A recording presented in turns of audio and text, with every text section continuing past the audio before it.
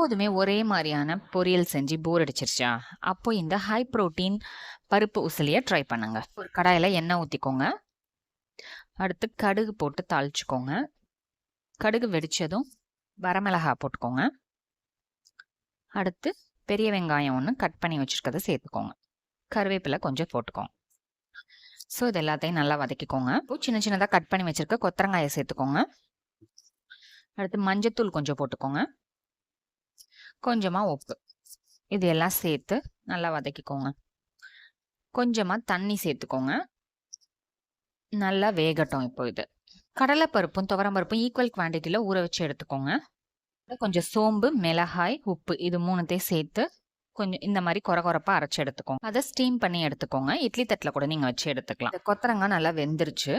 So இந்த பருப்பு வேக வச்சதை நல்லா உதுத்துக்கோங்க. உதுத்துட்டு அதில் சேர்த்துருங்க. சேர்த்துட்டு நல்லா கிளறி விடுங்க. இப்போ நம்ம பருப்பு உசிலி ரெடி. இதுக்கு நான் கொத்தவரங்காய் எடுத்திருக்கேன். நீங்கள் பீன்ஸில் கூட செஞ்சு பார்க்கலாம். தேங்க்ஸ் ஃபார் வாட்சிங். பை.